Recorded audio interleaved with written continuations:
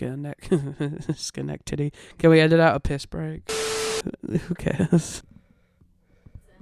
I've been so negative.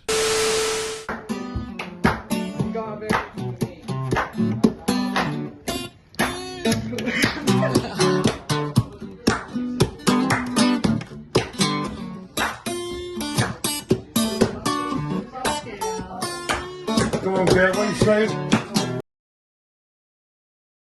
So, hello and welcome back to the Red Shutter Club.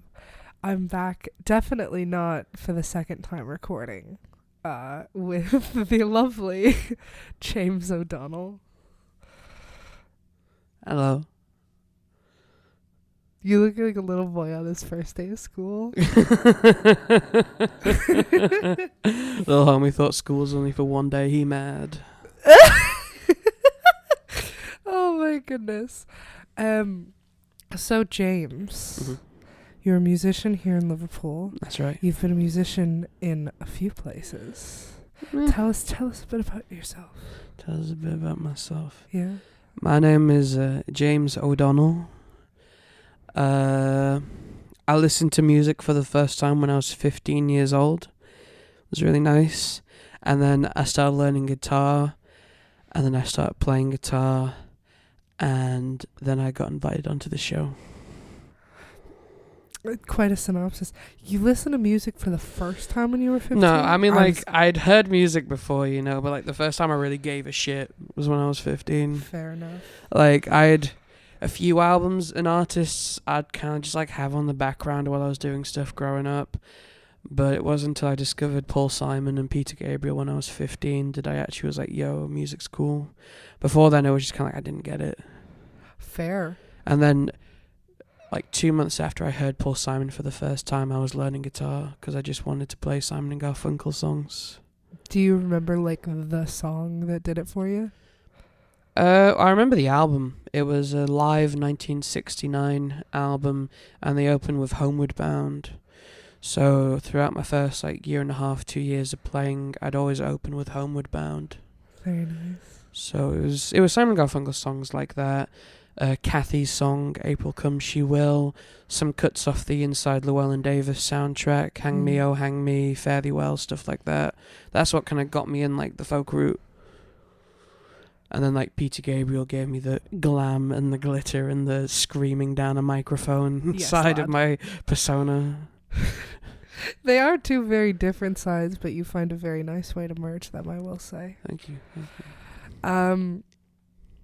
So let's see here. I know that you are a musician who's not into the business side so much. No. You loathe it.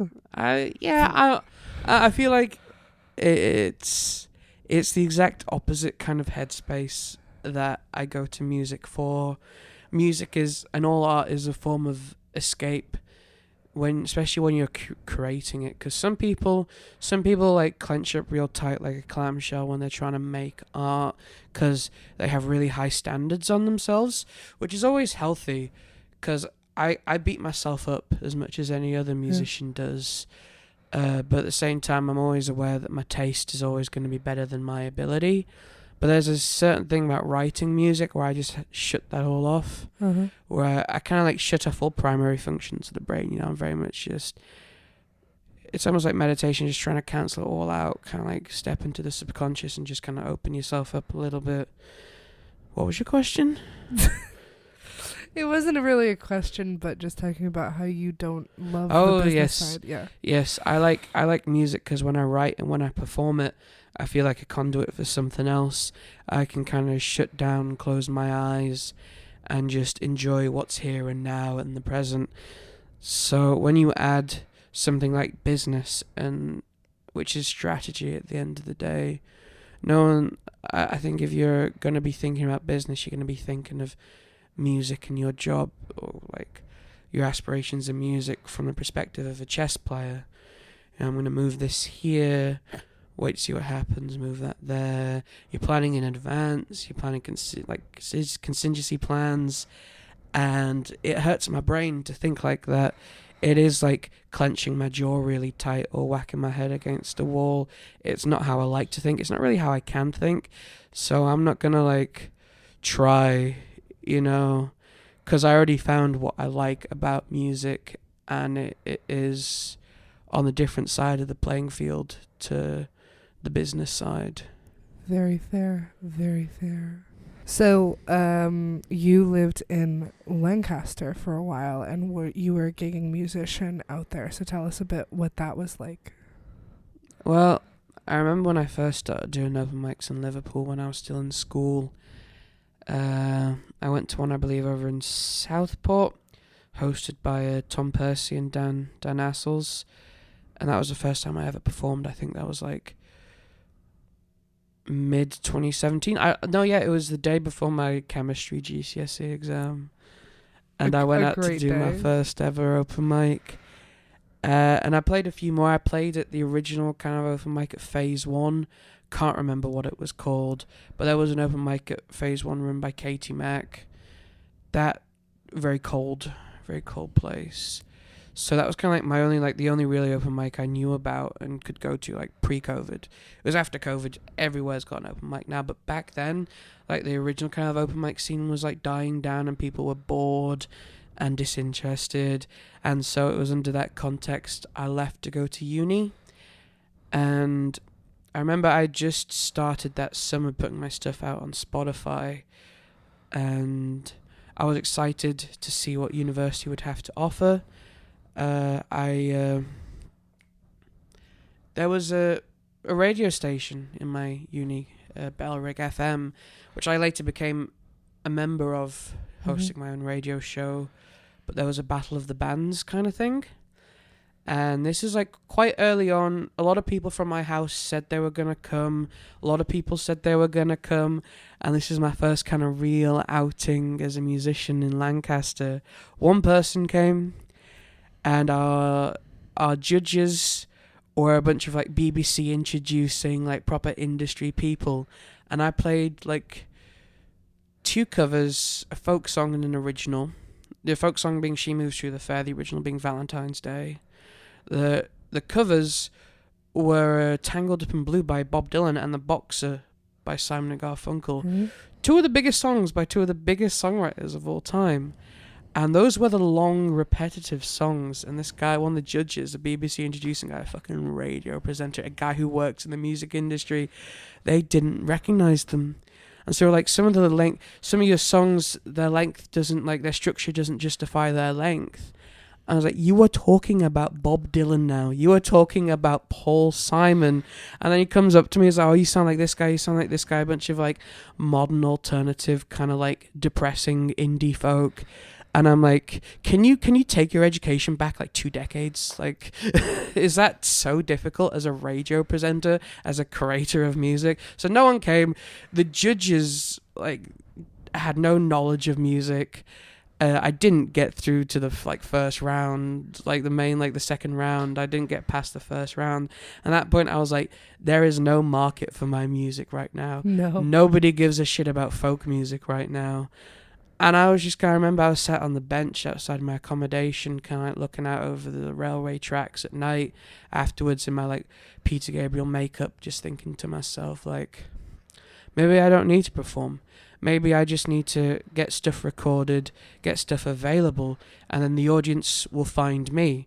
Because there's got to be like enough people around the world who give a crap about folk music that as long as it is out there, you know, if you build it, they will come. And I'll wait for that audience, and then I'll perform live again, which was sad because I love performing. I love that. I was as addicted to it then as I am now, but I was like, I can't just keep doing this. I'm in a cycle of thinking people are going to care, and they never do. But then a couple of weeks later, I was releasing a new single, my version of She Moves Through the Fair, and I thought, I'm going to hit every open mic in this town for like a week just to promote it. Just to get the word out there. And And that was one of the best weeks of my life. The people were going nuts. All these middle-aged, like, Lancashire kind of people, these old geezers, they recognized the songs I was playing. They knew Richard Thompson. They adored Richard Thompson. They knew these folk songs. I had, like, actual people from Ireland who couldn't believe my performance of these songs. And I was getting paid gigs. I was getting offers. I was getting lots of excitement. I was like, oh, I realize now. I've been playing to people my age. that is how it works. That was my mistake. Thinking, the people who go to the same nightclub as I do and actually like the music we're hearing, they're not going to give a shit. Yeah. So, but I found my audience. I found a lovely audience. I made lots of great friends. Obviously, COVID happened and I spent a year abroad. But when I came back, I was paid gigging quite regularly, having great times, just really building as a performer and just kind of like honing my ability to read the room, to play, to really belt as a vocalist, really kind of like acknowledge the space in all ways. How different is that scene there from the Liverpool scene? Because Liverpool, I feel like, for many reasons, is a very different music scene. It's a very different music scene, and it is... the people on the other musicians I adore, I'm so lucky in that as many times as I want in a week, I can go out and I can play my music and be inspired by other great musicians and just have a great time with them. Mm-hmm. But like the business side of playing music in Liverpool, it can be physically repulsive at times compared to Lancaster. Lancaster, very low key, very casual, lots of great bands and performers. People would listen. I found, like, even at a paid gig where nobody, like, paid for me, no one else was paying to get in. I was just playing in a pub for 2 hours. Mm-hmm. And under those circumstances, you're not really expected, I guess, to listen. But they did, which was the craziest thing, the fact that these people just came in for a drink and then they couldn't look away from you for about 2 hours, and then they were up, like, talking to you after the gig, like, oh, I never expected to hear this song live. They were lovely, relaxed, really cared about music kind of people. And then you come to Liverpool, you come back to Liverpool, I should say, a city just kind of like born, I guess, from music in the modern cultural landscape. And I just don't get the gist that people care as much.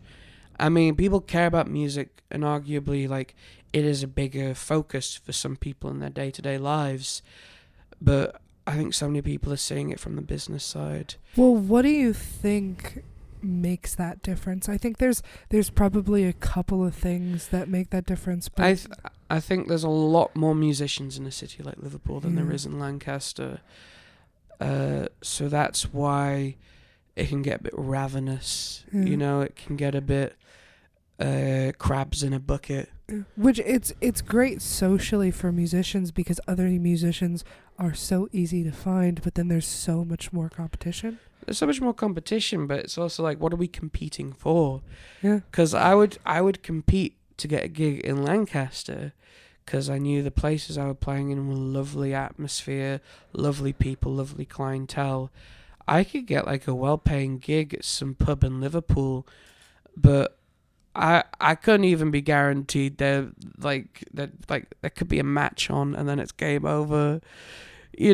I think Liverpool musicians and the live scene in Liverpool is very much either you are a jukebox player playing in the background of some dingy pub with like drunk middle-aged people, and often like the women will try to like grope you and shit. Ask you like if you're not gonna play Sweet Caroline, you'll get taken up back and shot in the head, or you are established enough as a songwriter so you can get a gig just playing original music. But that's like late game. Yeah. If you want to get started, you don't really have options. You can't be yourself. That is kind of like, that is not what is expected of you. You'll get weird glances if you expect that to be expected of you. It is a lot different. It's still as cold as it was when I first started playing back in like 2017, 2018, on the side of the people who aren't playing the music, the listeners and the organisers.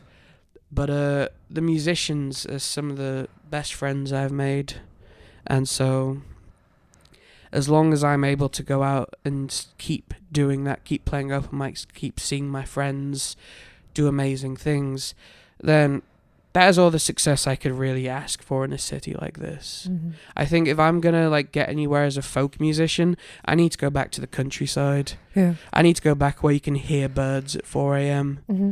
which is not here. You can hear birds, but you can hear like horrible slurring birds in the streets.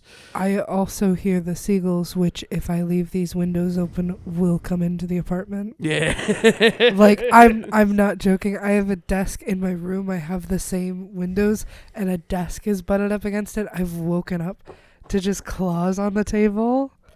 And the only thing that gets a bird to leave the apartment, like no questions asked, is if you just yell at it to fuck off. That's how you know that they're from Liverpool. You know, they're Liverpool seagulls. But I've... Liverpool seagulls don't listen. No, no one in Liverpool listens. Apparently. Yeah. But, well, what do you think? Do you think there's anything that can be done to change that? Or do you think that's just kind of what Liverpool's destined to be? I mean, it's a music city, so it draws in musicians. So it's like, it's supply and demand. But then again, like, we exaggerate our music history and the importance of it in our culture, I think. Oh. Because we've got an immense musical history, like, even beyond, like, the kind of, like, OGs, you know, the Beatles, Jerry and the Pacemakers, Billy Fury. Into, like, the 70s and the 80s, Yeah. we were just pumping out, like, bands and artists, like Frankie Goes to Hollywood. In the 80s, they took the entire country by storm. Yeah. You got OMD, who I think were more like Southport, Will Way. Well, even much earlier than the Beatles and stuff, I've heard from a lot of musicians that one of the reasons that Liverpool has such a different sound, or at least back in the day had such a different sound, was because Liverpool is very big with shipping, and they would bring things across the ocean to like New York, and then come back. But the people who were on the ships would go get like vinyls or cassettes or whatever they were using at the time, and bring it back here. But it was more like obscure stuff that the rest of the country didn't really have access to. That's going to be true, I guess, like any port destination. It's always going to be like a big melting pot of culture and influence, and that is one thing I love about this city. But in terms of like the current music scene, is that it's very much a prime indie landfill dumping ground, you know? Like, you see the kind of, like, lines up at, like, most of kind of, like, the big kind of, like, student venues. Yeah. And they all, like, sound the same as they did, like, 5-10 years ago, Yeah. really. They're all playing the same kind of, like... Arctic Monkeys are still big in the, like, cultural zeitgeist, so they're still just doing that same old bullshit. Or the people who are singing in cursive. Yes. Yeah, the singing in cursive. Yeah, I think... To be honest, you get more music in, like, more, like, inward, land-wise places. Because how many, like, big artists really come to Liverpool? It's not really a viable spot because, like, most of it is ocean. Like, you're not, like, you're looking at a circle when you play a gig, like, how many people are nearby? And Manchester is just a better choice. Because, one, there's probably, like, more kind of, like, interesting venues to cater to different type of performers and their, like, size of their following than Liverpool. Mm-hmm. Liverpool, you got quite a few cool venues, and the rest are just kind of like pubs. Yeah. You know, live music 7 days a week, and then if the match is on, then you're getting, like, bricks thrown at your head. But, you know, that's cool. Yeah. But, like I said, like, I think we can fall into cliches and get hooked on them quite easily. I think there is a notion of Liverpool as a music city, but I mean, just look around you. We're like near around Matthew Street right now. Like, that is a kind of chewed up and spat back out culture thing that's going on. It's like, oh, the Beatles were popular here. 20 Beatles t-shirts for 25 quid each or whatever. Yes, lad. Yeah. Matthew Street is always an existential crisis to go down. That sounds like the title of an album or something. But no, like, like Liverpool, I love living here because it's big, but it's not like most cities big. You know what I'm saying? Oh, it's a great city. It's a very manageable city. It is. Yeah. You got a city centre, and the rest are just kind of suburbs, and the city centre is quite small. Yeah. But there's still like lots to do. There's lots of places to play. Like post COVID, I can do an open mic pretty much any night of the Yeah. week. If I'm up for it, I can do like 5 nights a week Yeah. or something. Which it's a great city to live in, so that's another reason that a lot of people live here. Mhm. And, you know, it's a manageable city center, so if you're getting gigs in the city center, it's really easy to bring my stuff around, so, Yeah. you know, it's when you get to those places where it's more difficult, more spread out, you might need a car, you might need to use more transport, that, yeah, people aren't playing there because it's harder to play there. So it is know. all business I know. at the end of the day. Yeah. I mean, if you want to make money off of it, it's a business. If you're just doing it as a personal therapy or like exorcism, if you just like, I don't know, like have any real incentive to perform. I don't necessarily want to be a professional musician because one, like, I don't really actually know like how to play an instrument. Like I know how to play songs on guitar, but you put me up against actual musicians and expect me to jam with them. Like a lot of people see me play, oh, this kid's sick, you know, get him to jam with us, and I just like have no idea what I'm doing. I'm not that kind of musician. Yeah. I'm not a guitarist. I play songs on guitar. So I do feel that because I feel like I'm the same way, but even just jamming, you just have to learn how to do it and learn how to not be intimidated by it. I know that I was very lucky growing up. There were a lot of musicians in my family, so every family holiday, birthday, whatever would turn into just a big jam session. So I got used to it and learned how to jam. You're not necessarily playing your best in a jam because sometimes you're playing with someone who's way better than you and you're just like trying to keep up. But again, like music theory just like falls under the umbrella of using the part of my brain which does not work. Same with like business and stuff. And that is frustrating, more so like than not really having the patience to deal with the business side of music, because that is exciting and I can see the benefits of that. But when it comes to like business and music and looking at it as kind of the industry perspective, that is if you want to like play it as your idols, a big, famous, well-known, playing these big gigs, playing these iconic venues, seeing your tour posters, seeing this and that, getting this number of streams on Spotify. Like, if that's what you want out of music, then by all means approach it like a chess player. But what I like out of music, what I go to music for, I already get. So it may sound like a bit of like lack of ambition. It's a lack of ambition to try like butt my head into things which I don't really understand. But like when it comes to writing my own, like I still have tons of ambition in what I want to do with my own music and where I want to take that. But it's very much like I just don't want to be involved. well, no, there is I wouldn't call it lack of ambition. I think that I know for a long time I was very afraid to look at music as something to do for a living because I knew that it was an escape for me and I didn't want to mess with that. So I absolutely know where you're coming from. You know, if that's your way of escaping, then you don't want to screw that up. But you know, if you can get to a point where you find another or you know, that's why I've changed my tune. But it's not lack of ambition. It's protecting something that, you know, makes you feel okay. Like I said, like if I tried to like turn music into something like a business venture, then I just wouldn't enjoy it anymore. And then what's the point? I've just lost something I've loved. Uh-huh. And then, yeah, maybe I'll get like an extra 5p a month off Spotify, but like, it's not worth it. I think like music in general right now at the current state, it's a terrible idea to become a musician because you're not getting money from anything. You know, there's no physical releases anymore. It's all streaming. You're making like a fraction of a penny each stream. the gigging landscape is a bit Mad Max right now as well. So I just, what was I saying?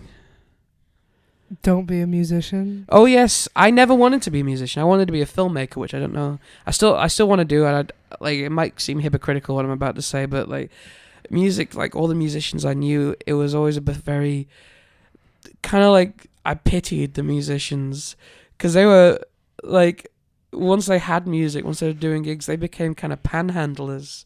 It's like we see musicians in the cultural like psyche as like cool rock stars and whatever, but then like you meet one and they're like, "Oh, you want to come to my gig? It's only £5 a ticket." You know, like spamming your DMs of links to stuff, like on their story, like please listen to my EP right now, please listen. And it's just like, I do like I have friends, I listen to their music, but if like.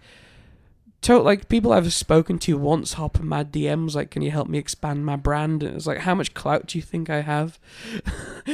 Like, what do you want from me? You want me to post like your profile on my story? You're gonna get like 2 extra followers like that. Is that worth your dignity? Like your dignity is on the line right now.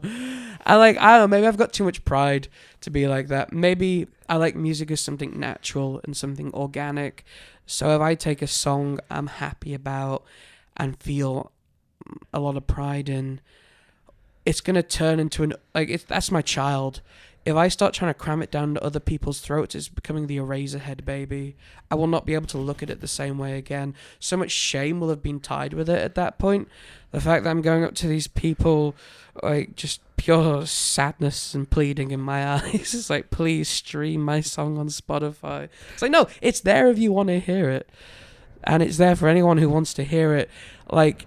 Again, I'm so used to people not giving a shit about folk. So I'm not going to make you. If you like folk, there you go. You've got a folk artist on Spotify right now. Well, I think it is important to say you are saying that this is more people who you've not spoken to, you're not close with, asking you for help. Or like, oh my God, please. It's not like everybody. No, but I find that most of the people, like, if I'm friends with you, you're probably not going to be like that to begin with, you know? Like, most of the people I'm friends with are kind of like me in that they're just here for the fun because they don't really know how to do anything else, or this is all they want to do. But then you get some people who are a little further along and have just turned into, like, I don't know, they've absorbed Ronald Reagan's America or whatever, and they're just, like, after me and shit. Like, it stresses me out answering messages as it is from people I vaguely know, because it's like most people I know how to respond to. I know what kind of like how to talk to them. But if you're like someone I've spoken to once and then you're putting a request on me which I don't really want to fulfill, like what can I do except ignore you?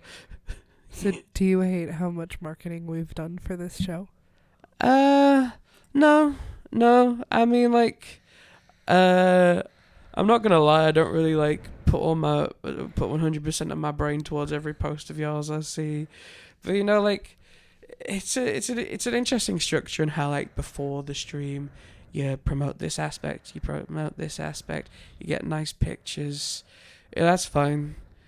As long as you're not like, I mean, I'm on the show, so like, unless you have been DMing other people, like, share this on your story, in which case I hate you. No, I haven't. The only people who share it is Ellie shares it on her story. I share some stuff. The people who are on it have shared stuff, and I've only cold reached out to one person that I didn't know, and they already followed me and the account, so I don't feel weird about it.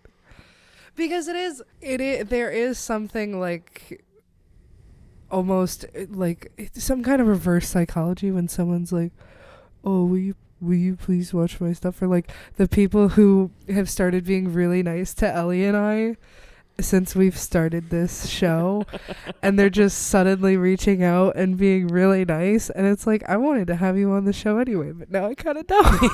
Yeah, it's exactly. That's why, like, I don't really go around asking people for gigs, because if I was one of the like people who arrange gigs at a venue and a guy came up and was like, oh, check out my shit on Spotify, they'd never put him on my stage. Like, no.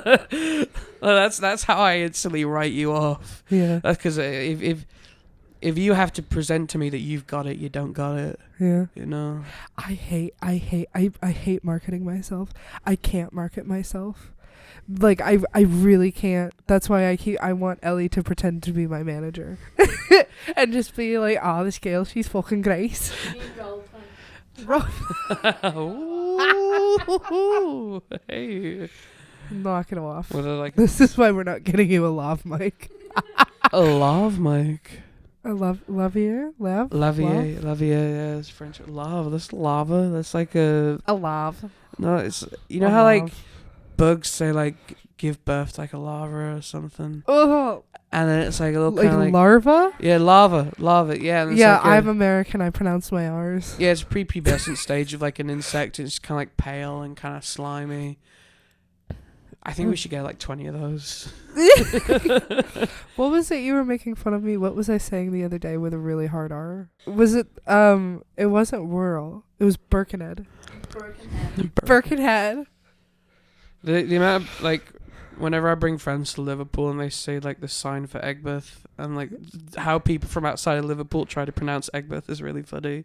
How do they try and pronounce it? I can't like, you think this Egbert. is no, because like it's not spelled anywhere like that. It's like Egbert or something. Oh. So they like they fumble the bag quite often. To be fair, people in this country, because it's like how English things are spelled is bonkers sometimes, they'll like show me the name of a town and be like, oh, say that, try and pronounce it. And then I'm like, okay, I know how to pronounce it. I'm from New England. We have a lot of the same names for towns. And then I'll show them the name of the town that I'm from, Schenectady. It does not look like how it is pronounced. And they go, Schenectady? And I'm like, so there is a sucks C to sound, suck. Schenectady. what? You're doing like Schenectady. Is that like Schenectady. there is like a okay? Yeah. Because I always thought it was just Schenectady. I didn't do that initial C. No. Schenectady. Schenectady. Yeah. Can we edit out a piss break?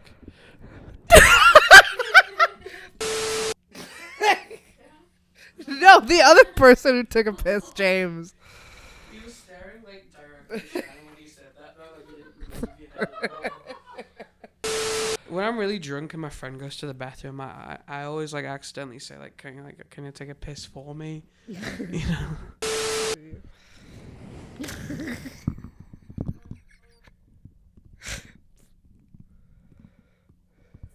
What would you like the last question? So much for continuity. Who cares? I'll rearrange all this shit like that. Oh, stop it! I've been so negative. You should probably ask the question properly. So it's I was waiting for her to Oh, turn the camera back sorry, on, James. Sorry. But all right. So I think to close us off, James, what advice do you have to the youths or the non-youths, but the people starting out in music? The babies in the music world. Yes, the children of the music scene. I'd say the advice I'd give is to know what it is about music that has drawn you to it. Which is true for everything. I'm not going to say there is a wrong and a right reason to want to do music or art, or that if our philosophies don't align, you should just pack up and go home. But if it's something that really does bring you happiness, your own personal happiness, removed from everything else, it is something that you can just go to whenever, then just do music because it keeps you sane. If you're here because you want to be a big band playing big venues and getting the groupies, then whatever, good luck to you. But keep it chill. Don't wind yourself up over something that should be quite relaxing, even if you are looking to play abrasive, terrifying music.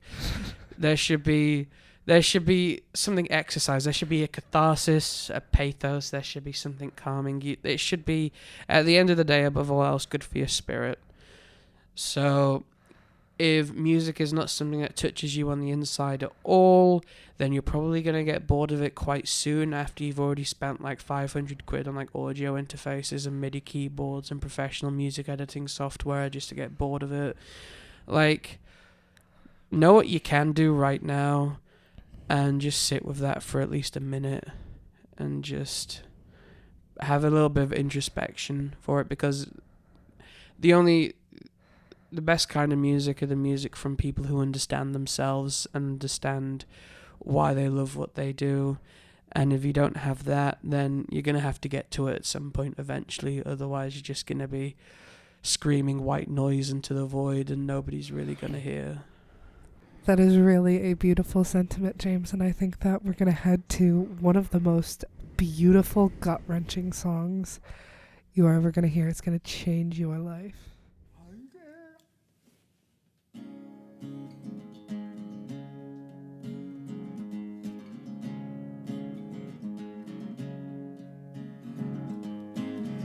Pissed in a lampshade for you.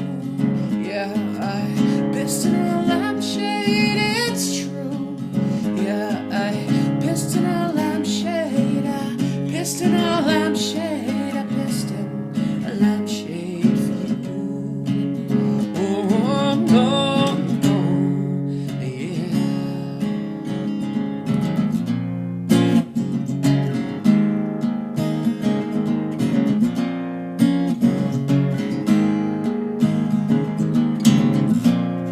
Said you were leaving, well, I would not believe you. And until you came back into my arms, I said I would not use the bathroom. But there's only so much one bladder can take, and I can't help but feeling I've made a mistake. Are promises, and especially to you.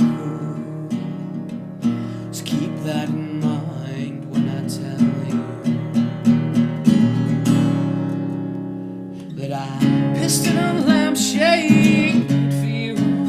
Yeah, I pissed in a lampshade, it's true.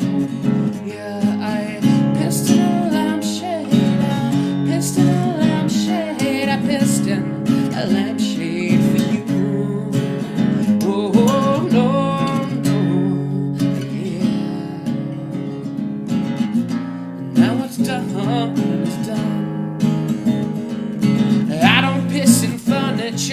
For just anyone, and you could leave me wallowing here. Not quite sure what you're in from tears, but please make not this notion in vain. I know coming back home again. Not since my kidney stone have I known so much pain. You may think me silly, but I think you're great. And that's why I pissed in a lampshade for you. Yeah, I pissed in a lampshade, it's true.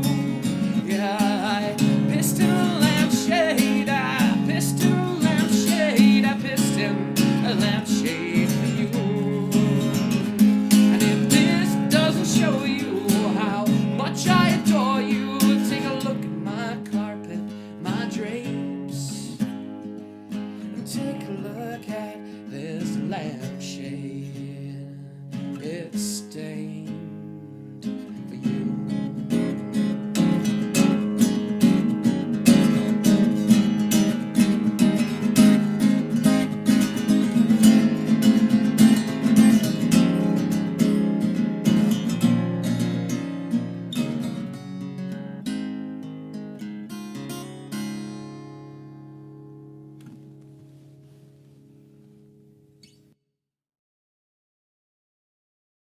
My goodness, I truly wish that someone would write about me how James O'Donnell writes about pissing in a lampshade.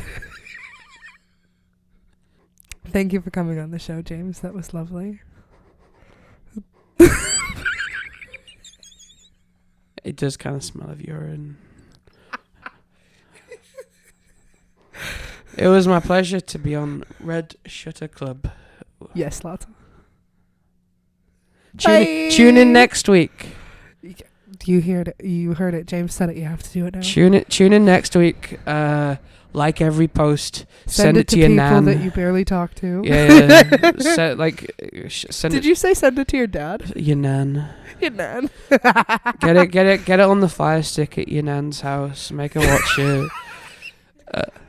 That's how my dad watched it. I took a FaceTime call for me to tell him how to get it on the Fire Stick. Show your nan how to get Red Shitter Club on the Fire Stick. And then next week, be prepared to show her how to do it again. All right. Thank you very much for tuning in.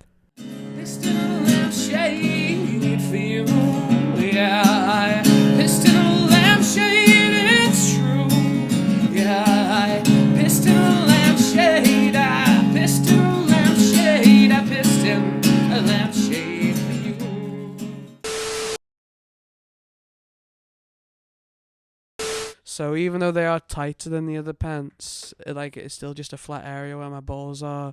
It's not like they're hugging like the crevice of my sack, you know. Like I'm permitted a bit of a bulge, but like when the whole shape is defined, that's when it's a little too far, you know. I mean, like I didn't purposefully have my balls on display last time. You didn't? No, that wasn't. That wasn't a purposeful thing. I was reviewing the footage and I was like, is that just a fold in the material? It looks like my balls. Could have been either or, to be honest. I'm pretty sure it was my balls, though. Can you see my balls, though? Like...